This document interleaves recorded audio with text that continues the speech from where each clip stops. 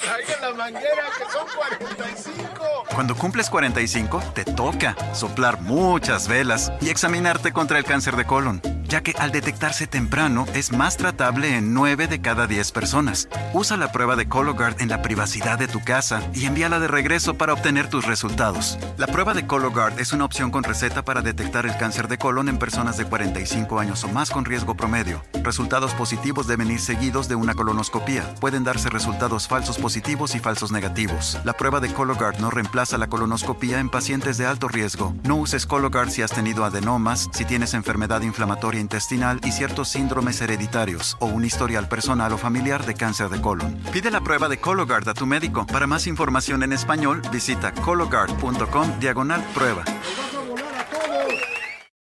Youth mental health is a complex challenge that requires comprehensive solutions. We must strengthen after-school programs. We must make digital literacy tools available in our schools. We must work with mental health professionals to support children.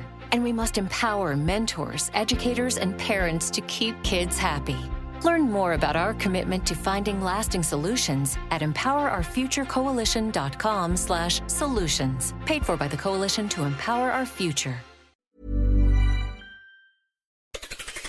It's Saturday the 14th of March. I'm Ciara Evans, and this was a week that saw Iran appoint a new supreme leader. Israel and the US continued to strike targets across Iran. Prime Minister Keir Starmer apologised over Mandelson's appointment, and Hollywood getting prepared for this weekend's Oscars. Grab a cup of something hot, put up your feet, and get up to speed on the 7 biggest stories of the week. This is the Standout 7 from the Smart 7. It's news, but not the news.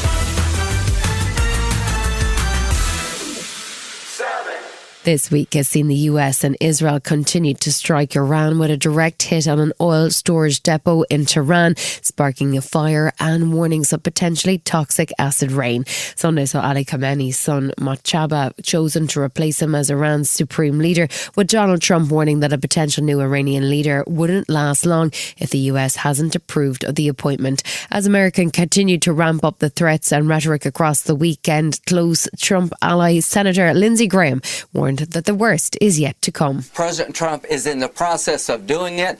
They're going to lose and we're going to win. You just wait to see what comes in the next 2 weeks. Iran has been heavily criticised for its attacks on neighbouring Middle East countries, with missiles and drone attacks causing chaos across the region.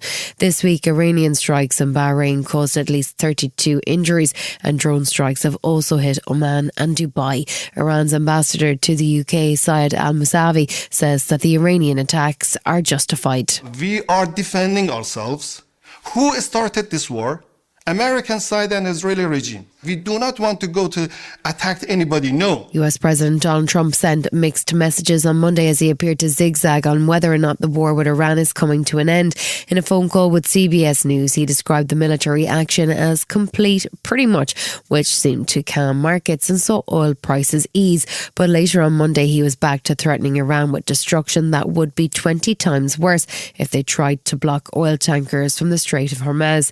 Secretary of State Marco Rubio clearly hadn't gotten the memo about the war ending, as he was asked about Iran's continuing attacks on Turkey, Qatar and the United Arab Emirates. They are trying to hold the world hostage. They are attacking their neighbors. They are attacking neighboring countries, their energy infrastructure, their civilian population. They're attacking embassies. This is a terrorist government. Iran's new leader, the son of former Ayatollah, was appointed by hardline conservatives, and there's no sign that there may have any intention of looking for peace talks.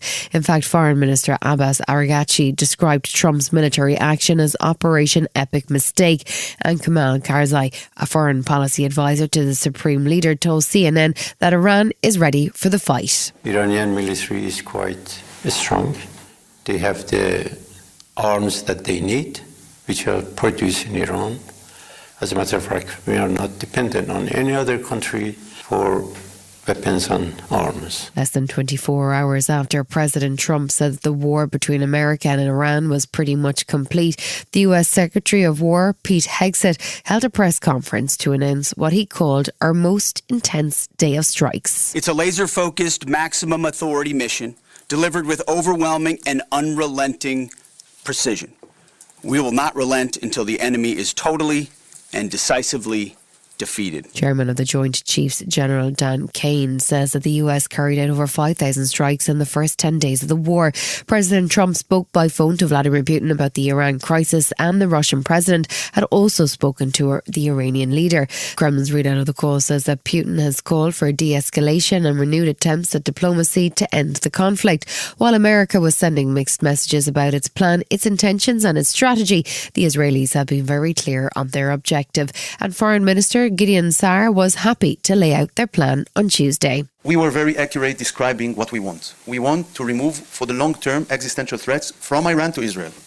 It is hard to see it with the current regime. A preliminary investigation by the US military found that it is most likely that outdated targeting data led to the Tomahawk missile strike on an Iranian school on February 28th. The strike killed at least 173 people, most of them children, and is one of the worst mass casualty events caused by a single error in decades. President Trump told reporters he didn't know anything about it on Wednesday, having previously suggested Iranian authorities could have been responsible for the attack. The ongoing crisis in the Middle East saw major action from the International Energy Agency release 400 million barrels of oil from the global reserve in a bid to drive down oil prices. Prime Minister Keir Starmer says his government is focused on resolving the conflict as quickly as possible. We are working with the sector to do everything we can to make sure those energy bills don't rise. The most effective thing we can do is to work with our allies to find a way to de-escalate the situation. Israel and US have continued to strike targets in Iran, with Israel also continuing to target Lebanon. An Israeli spokesman, David Mencer, wasn't prepared to put an end date on the conflict. We will continue this job until the job is done. We're not talking about a forever war. For 47 years, this regime has shouted death to Israel and death to America. Thursday saw the first public statement by Iran's new supreme leader. He was appointed as the new Ayatollah last Sunday, but has not been seen publicly, and it's not clear whether he was injured in US and Israeli strikes. His statement was read by a presenter on state TV and was focused on reassuring Iran's Middle East neighbours. We are not enemy of the countries around us, and we are only targeting the bases of those Americans. We will have to continue the same strategy.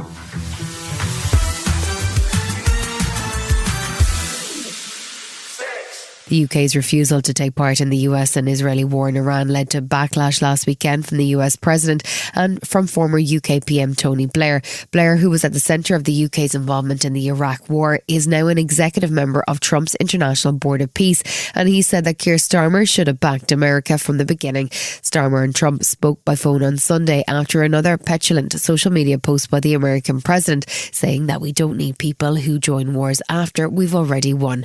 Foreign Secretary Yvette Cooper says that Blair is wrong and that the UK is now taking a different approach. I also think it is important to learn lessons from what went wrong in Iraq, and just recognising that all of our decisions need to be about what is right for British citizens. Labour backbenchers appear to be supporting Starmer's stance, although despite Trump's comments, American planes are using British bases for missions.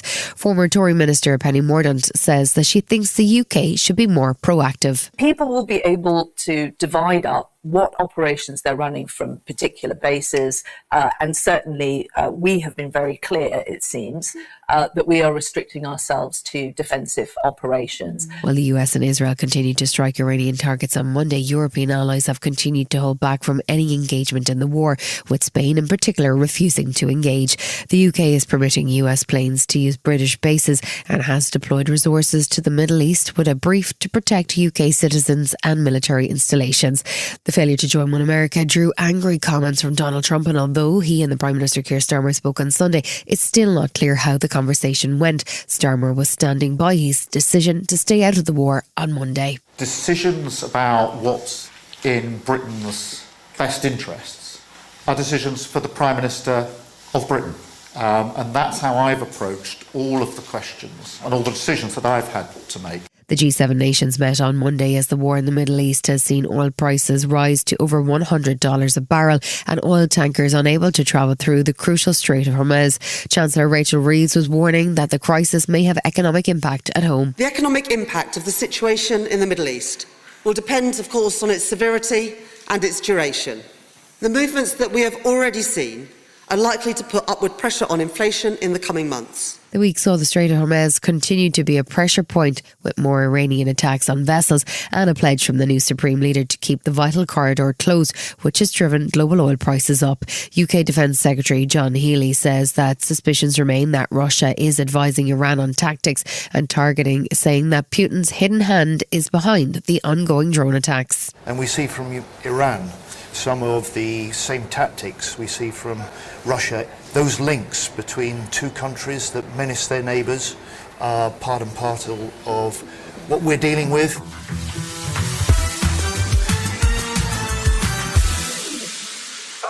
The government released the first tranche of files on Wednesday that cover the appointment of Lord Peter Mandelson as the UK's ambassador to the United States. The files made grim reading for Prime Minister Keir Starmer, as they clearly warned that Lord Mandelson's long-standing friendship with the convicted sex trafficker Jeffrey Epstein carried reputational risk.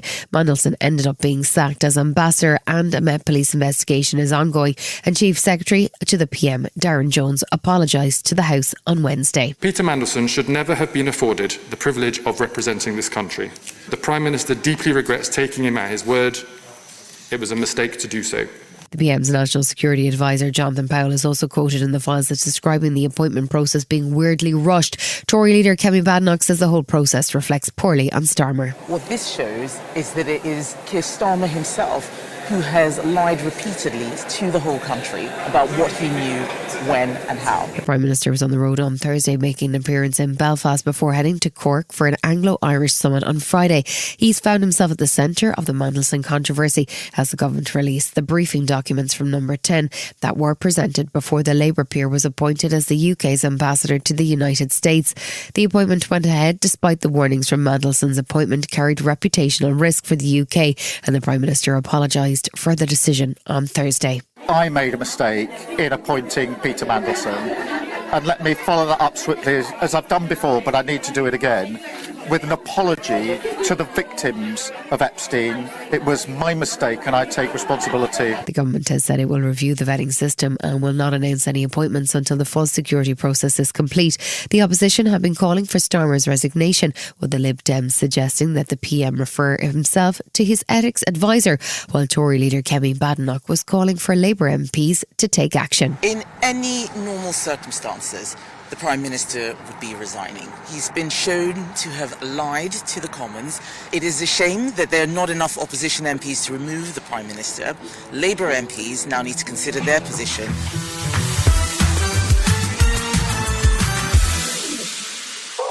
Justice Secretary David Lammy took the first step towards a major reform of the court system on Tuesday as he introduced the Courts and Tribunal Bill for its second reading. The bill, which will see the number of jury trials reduced, is intended to ease the backlog in the court system and speed up the process of justice. Lammy said that he's not trying to abolish juries, just redefine where they are deployed. Juries are the cornerstone of our system. They are fundamental. And this bill is about protecting them. The bill passed with a majority of 101 votes, despite 10 Labour MPs rebelling against the government and dozens more abstaining. The changes were recommended in a review by retired Judge Sir Brian Leveson and would see jury trials scrapped for offences that would have a sentence of less than 3 years. Claire Waxman is the Victims Commissioner, and she said that the current backlog is not fair on those waiting for justice. I've seen victims explain to me how their marriages have broken down, how they've suffered from mental and physical issues, and some have attempted to take their lives. So it's really extreme keeping victims in this process and in limbo for so many years. Tuesday also saw the government officially roll out a new qualification which will sit alongside A-levels and T-levels, and that is the V-level. The idea is to provide students with options to help them enter vocational careers, with the first V-levels focused on education in early years, finance and accounting and digital skills. The idea is that the courses will be focused on real jobs and learning the kind of skills that employers will be looking for. Education Secretary Bridget Phillipson says the aim of the bold reforms is to help end snobbery in post-16 education. James Reid is the CEO of recruitment company Reid, and he's enthused about the potential. As an idea, right, I think it's very strong. And if a young person is able to complete these to a similar standard to an A-level, they will, I believe, be, yes, much more attractive to employers, because employers will have an understanding that they have certain skills as they enter the workforce. Former Lib Dem leader Sir Nick Clegg waded into the ongoing dispute over student loans on Wednesday. He's left his job at Meta as President of Global Affairs and is now busy investing in AI firms, including a UK data centre called Nscale and an educational AI company called Effecta. He spoke to the BBC on Wednesday about the ongoing protests over the Plan 2 loans and the government's plan to freeze the repayment thresholds from 2027. Clegg was Deputy PM in the Lib Dem Tory coalition when he famously apologised for breaking his pledge on university fees, and he said he can understand why graduates are so annoyed. It's been fiddled with constantly. That's why I think graduates quite rightly feel very sore, because they're sort of running to stand still now, and the terms on which they took out these graduate loans have been constantly chopped and changed. And of course I think the system now needs to be overhauled. The Royal Mail has found itself at the centre of an investigation by the House of Commons Business and Trade Committee. It comes after widespread reports of missing or delayed first-class mail, and the suggestion is that the Royal Mail have been prioritising parcels over the letter service.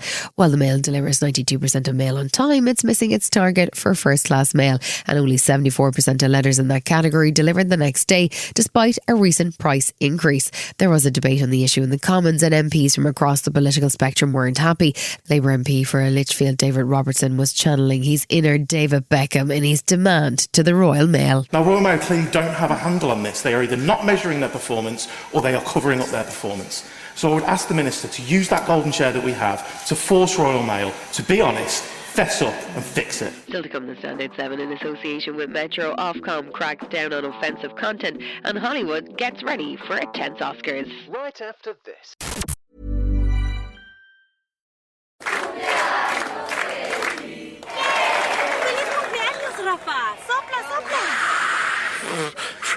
Traigan la manguera, que son 45. Cuando cumples 45, te toca soplar muchas velas y examinarte contra el cáncer de colon, ya que al detectarse temprano es más tratable en 9 de cada 10 personas. Usa la prueba de Cologuard en la privacidad de tu casa y envíala de regreso para obtener tus resultados. La prueba de Cologuard es una opción con receta para detectar el cáncer de colon en personas de 45 años o más con riesgo promedio. Resultados positivos deben ir seguidos de una colonoscopía. Pueden darse resultados falsos positivos y falsos negativos. La prueba de Cologuard no reemplaza la colonoscopía en pacientes de alto riesgo. No uses Cologuard si has tenido adenomas, si tienes enfermedad inflamatoria intestinal y ciertos síndromes hereditarios o un historial personal o familiar de cáncer de colon. Pide la prueba de Cologuard a tu médico. Para más información en español, visita cologuard.com/prueba. Ryan Reynolds here from Mint Mobile with a message for everyone paying big wireless way too much. Please, for the love of everything good in this world, stop. With Mint, you can get premium wireless for just $15 a month. Of course, if you enjoy overpaying, no judgments, but that's weird. Okay, one judgment. Anyway, give it a try at mintmobile.com/switch. Upfront payment of $45 for 3-month plan, equivalent to $15 per month required. Intro rate first 3 months only. Then full price plan options available. Taxes and fees extra. See full terms at mintmobile.com. Welcome back. Last July, adult entertainment sites were required to provide robust age checks for people wishing to access content on their sites. The media regulator Ofcom has been busy checking and issuing fines for those who have failed to do so. The brilliantly named Director of Enforcement, George Lusty, says that any company who failed to enforce legally binding checks will face fines and enforcement action. The largest single fine so far was £1.3 million for an Italian provider. And speaking to LBC on Monday, Ofcom CEO Dame Melanie Dawes says the fines are having a deterrent effect. So we've seen a lot of companies decide to just withdraw their service from the UK because they'd rather do that than introduce the safety protections for the public that we're asking. The government has also begun a consultation process to consider whether or not the UK should adopt a social media ban for teens under 16, although the Tory party tried to force through a vote on an immediate ban this week. Ofcom isn't hanging around though. They've been busy enforcing existing guidelines for age verification after their research showed that current minimum age rules of 13 are not being properly enforced. They say that 72% of children aged between 8 and 12 years old are accessing sites and apps that they are supposed to be barred from. They've written to Facebook, Instagram, Roblox, TikTok and Snapchat asking for clarity on what the platforms are doing to enforce age checks and to prevent online grooming. Ofcom CEO Melanie Dawes says that the new approach for Ofcom to regulate content will work. This is a huge shift and we're under no illusions about the task ahead. But we have seen progress. So we've got, for example, 80% of the top 10 porn sites now have highly effective age checks in at aged 18. So it's because of regulation and the actions that Ofcom's taken.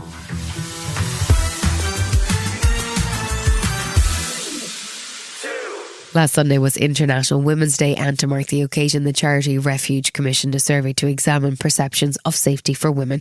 The YouGov poll showed that while 85% of people believe that home is the safest place, 57% of people also acknowledge that the home is where women are most at risk of abuse. And it's not just physical abuse, there are also issues around coercive control, and now devices such as smartwatches or smart home tech are being deployed by abusers. Sarah McDermott, who has experienced intimate image-based abuse, joined protesters from Refuge UK at the House of Parliament on Tuesday to highlight the issue and call for a more proactive approach from the government. Women fleeing domestically abusive and violent relationships, often they have a very small window to leave. They have 5 minutes and they need to run. We really want to get some more funding for these refuges and safe houses because women deserve a safe space to be able to go to.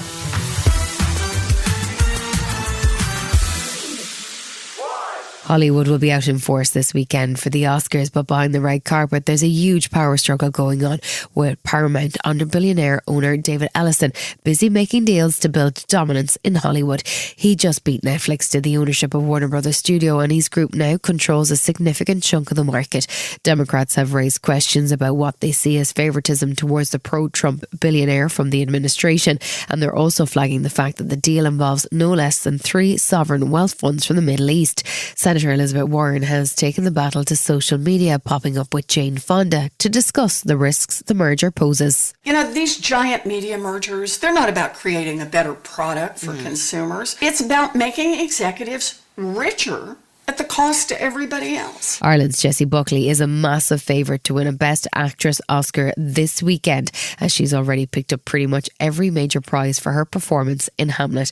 The Academy Awards can be unpredictable though, so it's always possible she'll be disappointed. She's got another movie which just hit the cinema. It's an offbeat horror story called The Bride, which follows the slightly obscure story of Frankenstein's monster bride. It stars Buckley alongside Kristen Bale, but it didn't set the box office alight on its first weekend. It's directed and written by Maggie Gyllenhaal, and she says the inspiration for the story came from a highly unusual source. I saw a guy at a party with a tattoo on his entire forearm of the face of the Bride of Frankenstein from the original 1935 movie. Yeah, with the hair. That the Bride of Frankenstein is only in the movie The Bride of Frankenstein for 2 minutes. It made me think, I want to know what that person's thinking. The host of this weekend's Oscars is Conan O'Brien, and he says he didn't have to think too much about the option to present again after last year's ceremony. I was not hesitant. I had a really good time. You know when you go to an ice cream parlor and you say, I'd like to try the Rocky Road Ripple, and they go, sure, and they give you a taste, and it's fantastic. You say, I'd like more of that, please. That is my analogy for that experience. I'd like another taste of that Rocky Road Ripple. You've been listening to The Smart 7. We'll be back tomorrow at 7 a.m. Hit that follow button and have a great day. Give us 7 minutes, we'll give you the world.